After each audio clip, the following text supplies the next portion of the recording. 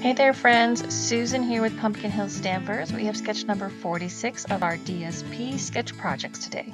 We're going to be using the Countryside in DSP and we're using Balmy Blue as our card base color. First, I'm going to cut 3 different panels to get a 1 1/4 by 5 1/4 inch strip from each one. The 3 are going to be paired together on the front of our card to make our pattern. I stamped my sentiment with the Irresistible Blooms stamp set and the Night of Navy ink. Then I die cut it with the Stylish Shapes dies to make this fun banner.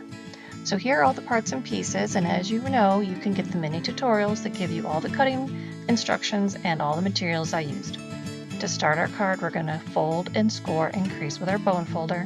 Then we're going to start applying our DSP panels. Start with the one all the way to the left. You're going to have about an 1/8 of an inch spacing between them. Then I put on my second panel, and then I follow it with my third panel. Then I just simply pop my sentiment label up on dimensionals across the bottom as a banner.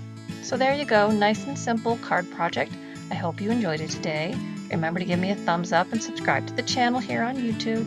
And if you're interested, you can subscribe to my newsletter or contact me with the links below.